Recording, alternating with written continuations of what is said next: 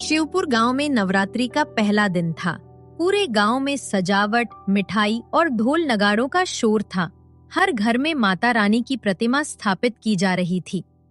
लेकिन गांव के कोने में टूटी फूटी झोपड़ी में रहने वाला रमेश कुछ अलग ही दुनिया जी रहा था। उसके घर में न दीप था, न सजावट और न ही अन्न। उसकी पत्नी आंसुओं में डूबी बोली, रमेश, सब लोग नवरात्रि मना रहे हैं, हमारे घर तो एक दीपक तक नहीं है। माँ की भक्ति तेल घी से नहीं, दिल से होती है। अगर भक्ति सच्ची हो तो माता रानी खुद आकर हमारे घर दीप जलाएंगी। और सचमुच उसी वक्त झोपड़ी में हल्की हवा चली। टूटी चौकी पर रखा खाली दिया अपने आप जल उठा। पूरा घर दिव्य प्रकाश से भर गया। पत्नी चौंक कर बोली, ये कैसे हुआ रमेश? और तभी झोपड़ी के कोने में तेज आभा प्रकट हुई। उसी आभा से माता रानी स्वयं प्रकट होकर चौकी पर विराजमान हो गईं। रमेश, तुम्हारी भक्ति ने मुझे तुम्हारे घर बुलाया है। अब इस नवरात्रि में यहीं विराजमान रहूंगी। रमेश और उसकी पत्नी फूट फूट कर रो पड़े। खबर फैल गई कि रमेश के घर माता रानी बैठी हैं। पूरे गांव में चर्चा होने लगी। कुछ लोग देखने आए। झोपड़ी में दीपक जलता देख सब हैरान थे, मगर किसी ने विश्वास नहीं किया। ये सब ढोंग है। इतना गरीब आदमी और देवी उसके घर बैठेंगी? असंभव। अगर सच में देवी आई हैं तो चमत्कार करके दिखाओ, वरना यह नाटक है।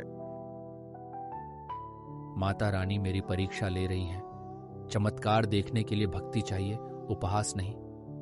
गांव वाले हंसते हुए लौट गए, मगर रमेश का विश्वास और गहरा हो गया। तीसरे दिन रमेश के बच्चे भूख से रोने लगे। घर में न अन्न था, न पैसा। पत्नी निराश होकर बोली, नवरात्रि है रमेश, और हमारे घर बच्चे भूखे हैं। क्या सच में माता रानी बैठी है? रमेश ने आंखें बंद करके माता से प्रार्थना की, माँ, मेरी भक्ति की लाज रखना। बच्चों की भूख अब सहन नहीं होती। अचानक चमत्कार हुआ। कोने में पड़ी खाली टोकरी फल, पूड़ी और हलवे से भर गई। बच्चे दौड़कर खाने लगे। पत्नी की आंखें नम हो गईं। सचमुच माँ हमारे घर बैठी हैं। गांव का जमींदार मदन भी सुन चुका था। वो रमेश की परीक्षा लेने पहुंचा।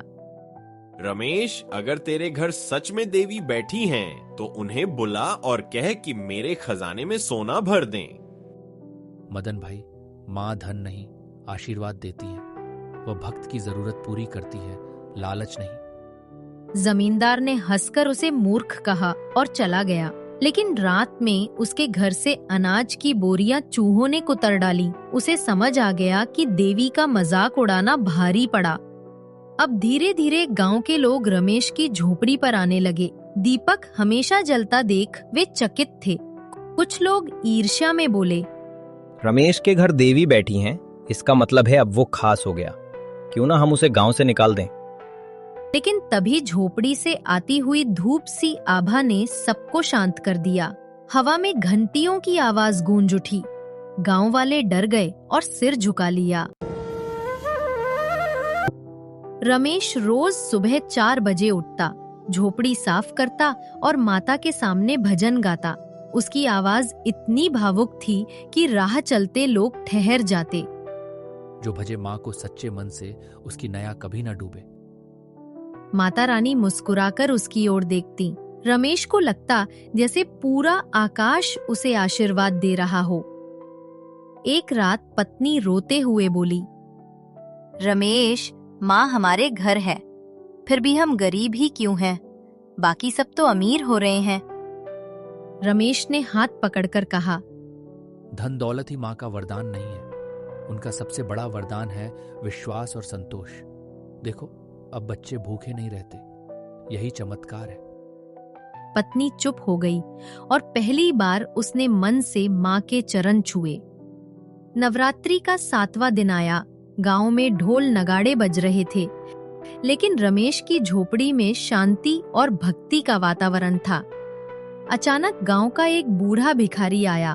उसने कहा, बेटा रमेश, कई दिन से भूखा हूँ, कुछ दे सकता है? रमेश ने बिना सोचे अपनी थाली भिखारी को दे दी।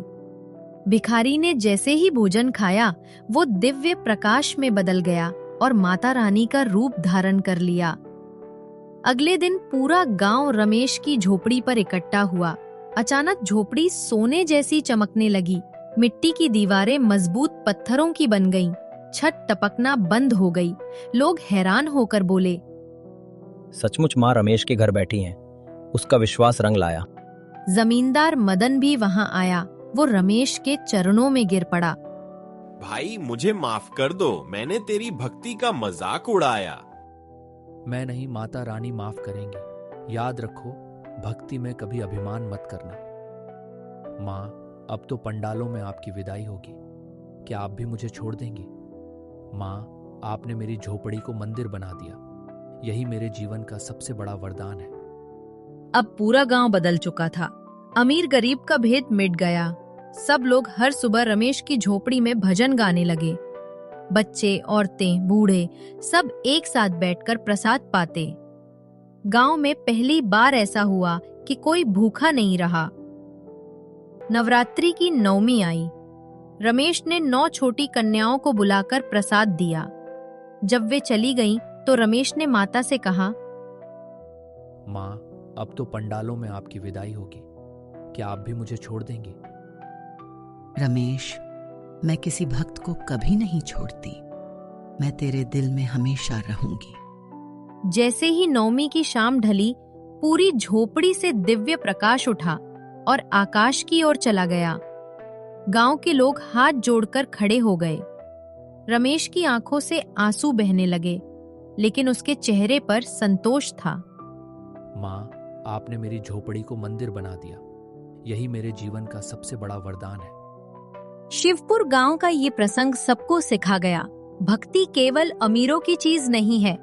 माता रानी वहीं आती है जहां दिल सच्चा होता है।